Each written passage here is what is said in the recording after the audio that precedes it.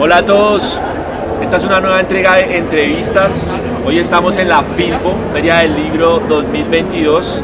Estamos en el stand de una de las editoriales independientes más geniales que tiene ahorita el país, se llama Caballito de Acero. Estamos con un invitado que César va a presentarnos en este momento. Bueno, un saludo a todos. Por favor, antes de iniciar, denle campanita ahí. Mauricio, ¿ya consiguió trabajo? Sí, pero ya estoy a punto de retirarme otra vez. Muy bien, porque no pagan lo que es en los colegios y en las universidades a veces. Estamos hoy con Carlos Castillo. Carlos Castillo es filósofo de base, ha sido un personaje, digamos que dentro del mundo editorial muy importante, ha dirigido grandes empresas que no vamos a nombrar, pero que de verdad tiene un reconocimiento a nivel editorial. Carlos Castillo, un gusto tenerte con nosotros. César, un gusto, gracias por invitarme. Pues bueno, ojalá pues hablemos de libros muy rico hoy. Sí. Es muy importante hablar de Carlos Castillo hoy porque para los que nos están viendo vamos a hablar sobre estos escritores emergentes, estos escritores que se están abriendo paso, estos escritores que tienen una temática definida. Y Carlos tiene una temática definida que es el fútbol. Vamos a hablar hoy un poco sobre literatura y fútbol y su libro Cuando perder Era ganar un poco. Muy bien, Carlos, cuéntanos un poco sobre este libro. Bueno, mira, esta es la historia de la primera selección Colombia que jugó la Copa América en 1945. En ese año se realizó un torneo extraordinario en Chile. Colombia recibió una invitación.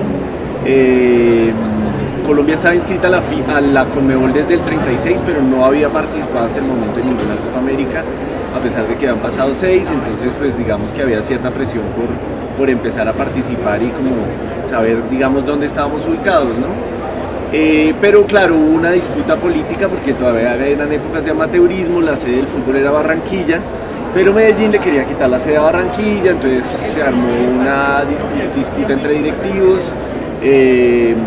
Los equipos o las ligas del interior decidieron no apoyar a las ligas del litoral y terminó yendo un equipo conformado solo por barranquilleros y samarios,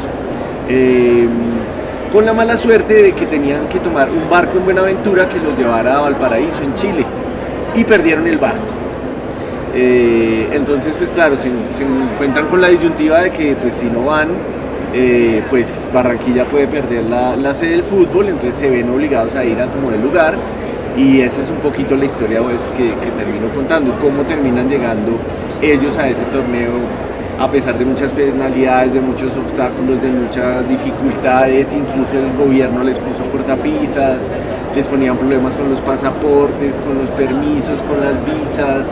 Fue toda una odisea, digamos, esa llegada a Chile. Ese matrimonio a veces tan satanizado por la gente entre literatura y fútbol, ¿no? Sí, Hasta sí. hace algunos años uno hablaba de literatura fútbol y la gente decía que no era un tema para la literatura, y habían eruditos, pseudointelectuales Sí. que llegaban a generar, digamos, discusión frente a eso. ¿Cómo llega Carlos a ese matrimonio?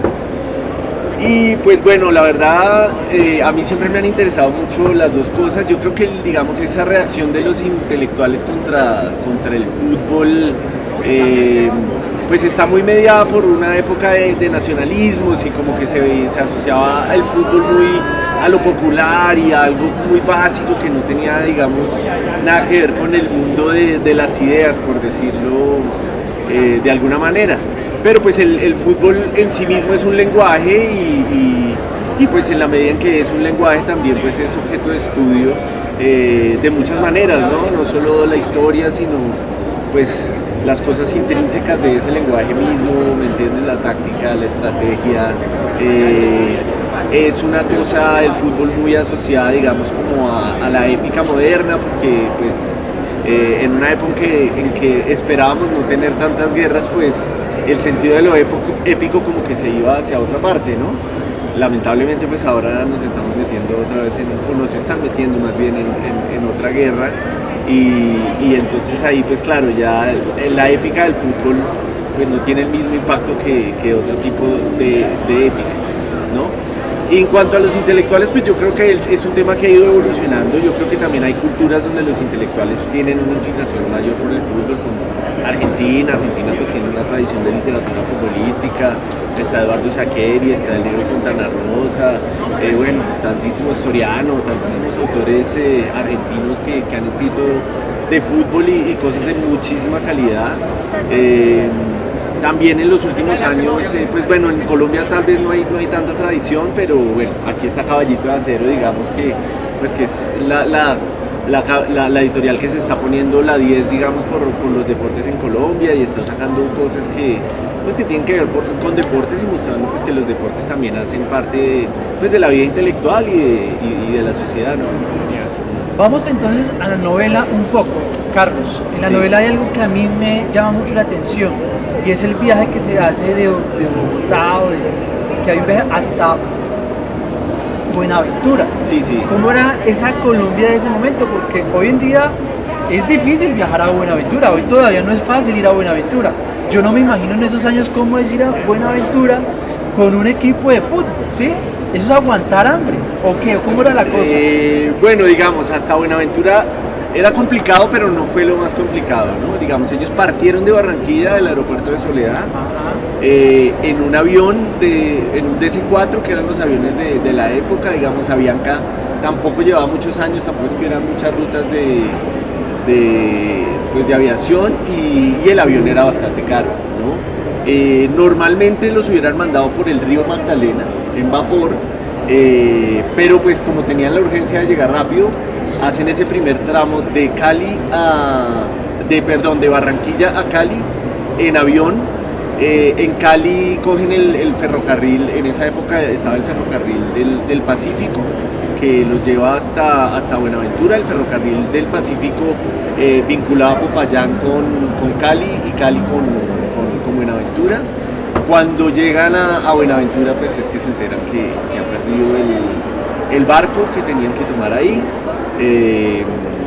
y pues tienen que tomar la decisión de qué hacer, ¿no? Y ahí es donde pues toma importancia la figura de Roberto el Flaco Meléndez, que fue el técnico de esa selección. Era un jugador veterano, en Colombia todavía no había fútbol profesional, pero él fue el primer jugador colombiano que fue contratado por un equipo extranjero. A él se lo llevó el equipo Centro Gallego de Cuba, con un contrato de $50 mensuales en 1939.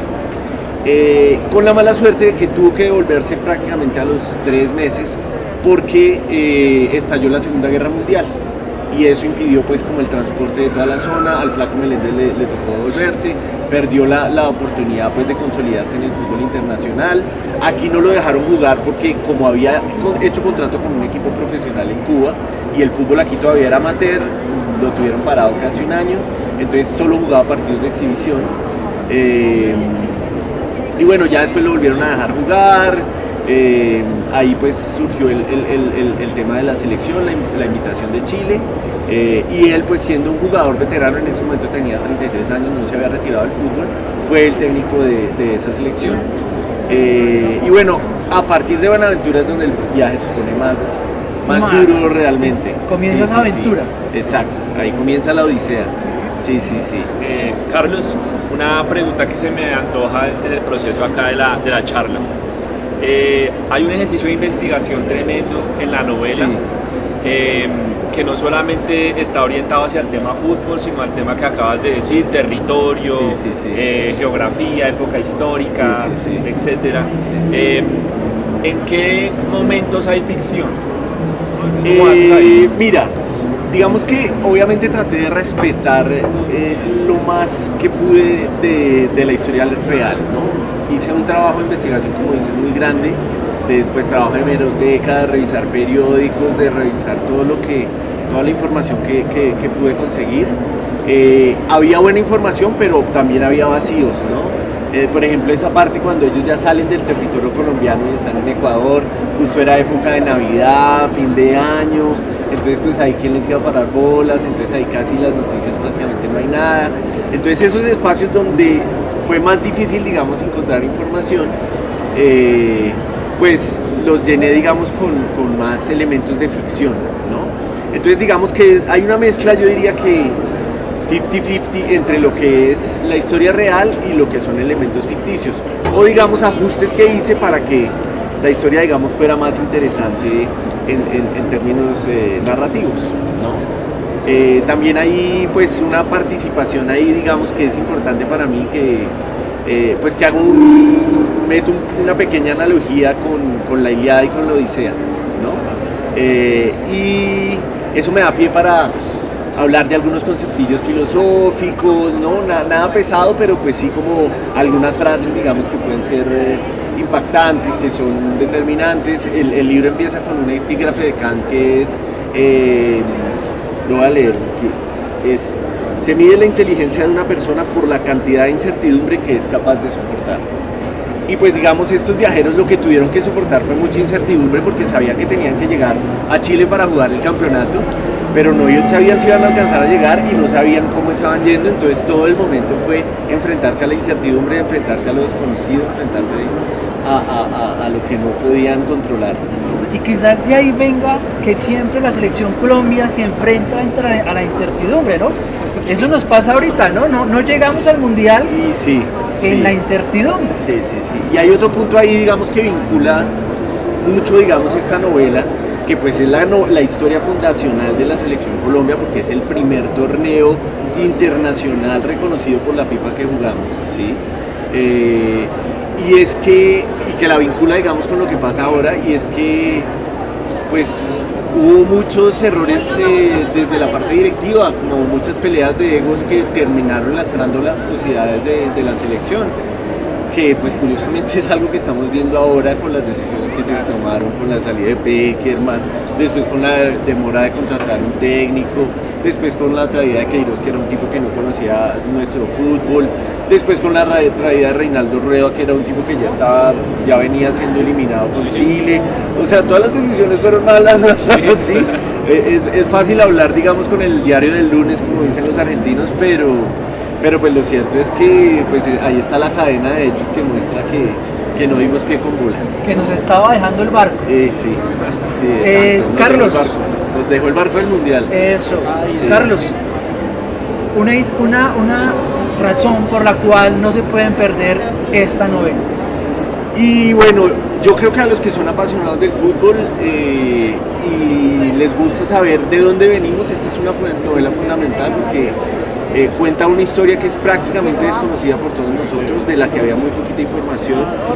No fue un equipo pues que se destacara por sus triunfos, que es, digamos, lo que se resalta en el fútbol, pero sí es un equipo que se debe destacar por su perseverancia, por su voluntad de llegar a competir, por de verdad saber en qué posición estábamos ubicados dentro del mundo del fútbol.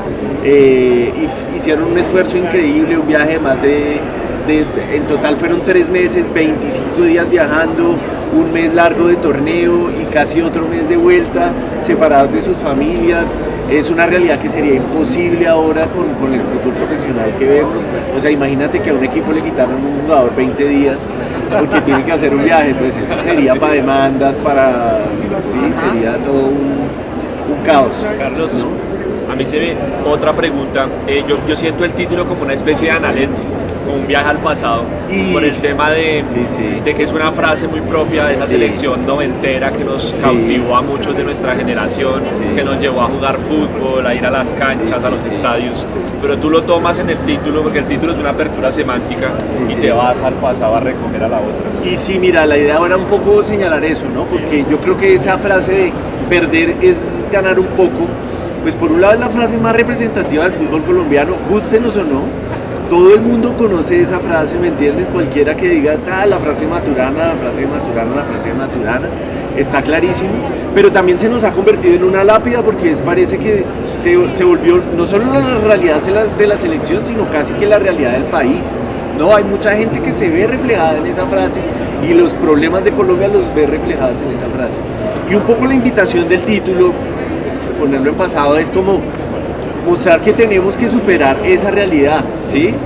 Tal vez hubo una época en que perder era ganar un poco, pero ya no estamos en esa época, y eso lo tienen que tener claro los directivos también de la Federación Colombiana de Fútbol, porque no puede ser que que hayamos sufrido semejante fracaso y que la reacción que tienen ellos sea tan tibia y tan irresponsable como lo que hemos visto estos días del Señor Jesús. Carlos, para ya ir cerrando, tú también tienes otra publicación en este librito que vemos allí. Sí. Es un cuento que Carlos nos habla de su apasionado. ¿Cuál equipo? De Millos, solo Millos. Somos de Millitos, sí señor. Somos Millos, locas. Aquí, Millito. Oiga, somos los tres de Millos, ¿no? Somos de Millos. Bueno, para ir cerrando, háblanos un poco de ese cuento de que tienes ahí en ese libro. Bueno, este cuento fue pues muy especial para mí porque fue por invitación de mi editor, del editor de este libro y pues de este cuento, que es Luis Alejandro Díaz, que es el editor de Caballito de Acero. La idea original, digamos, de estos libros en cara y cruz de los clásicos colombianos, digamos, es de él. Él me invitó a escribir un cuento y pues para mí fue importante porque estaba como pasando por un momento de crisis creativa y de alguna manera realizar ese cuentico me ayudó a salir de esa crisis creativa, y cuenta básicamente la historia de dos niños que se vuelven hinchas de Millonarios porque había una chica que trabajaba en la casa de ellos, que era de Bucaramanga y era súper aficionada al fútbol, y a escondidas de la mamá los llevaba al estadio los fines de semana, turnados. Le decía a la mamá que un día se llevaba a ir un niño al parque y se lo llevaba al estadio, y a los 8 días le decía que iba a llevar al otro niño al parque y lo llevaba al estadio. Y bueno, no les termino de contar el cuento porque la gracia es que disfruten que más. Yo quiero hacer una última así de cierre mía. Hablas ahorita de Sacheri, del negro Fontana Rosa, acérrimo hincha del Rosario. Sí. ¿Qué influencias tiene Carlos para hacer literatura de esos autores de fútbol? Y bueno, tanto como una influencia directa, pensaría que no. Sí he sido muy buen lector pues sobre todo de los argentinos. También Stanley Corby, el inglés, que tiene este libro del Arsenal, que ahorita se me olvidó el título, pero pues es un libro muy bacano. Digamos que lo que más me motivó fue que siento que en Colombia hay muy poca literatura sobre fútbol. Hay poquitas novelas que yo sepa. Pues hay una novela que a mí me parece muy floja que se llama Autogol, muy floja la verdad, y hay una que sí me parece mucho mejor, que es de Andrés Salcedo, que es sobre Eleno de Freitas, que ahorita se me olvida el nombre exacto, pero pues que es Eleno de Freitas, un jugador brasileño que jugó aquí y muere aquí, y Andrés Salcedo hace una novela sobre él. Y de resto no hay mucho más, pues algunos cuentos, cosas así, pero pues no tenemos una tradición sólida, digamos, de literatura ni deportiva ni futbolística, ¿no? Y pues un poco, pues como mi inquietud era como empezar a llenar esos vacíos, a conocer nuestra historia, a saber un poco de dónde venimos. Yo creo que esta historia de esta primera selección Colombia nos muestra mucho de dónde venimos y qué errores debemos evitar para ir a un lugar, digamos, como que sea más venturoso, por decirlo así. Sí, bueno, pues que como los piratas puedas conquistar muchos lectores y que puedas llegar a muchos lectores y que queden atrapados en tus lecturas, Carlos. Eso, sí. Te deseamos lo mejor en estos especiales de Feria del Libro que estamos haciendo en entrevistas. Y bueno, no se les olvide darle clic ahí, porque suscríbanse, porque necesitamos luego cobrar, porque tampoco he conseguido trabajo. Bueno, cerramos aquí y nos vemos. Gracias, Carlos. Bueno, gracias a ustedes. Carlos. Bueno, gracias. Y aquí estamos al asalto de la feria. Eso.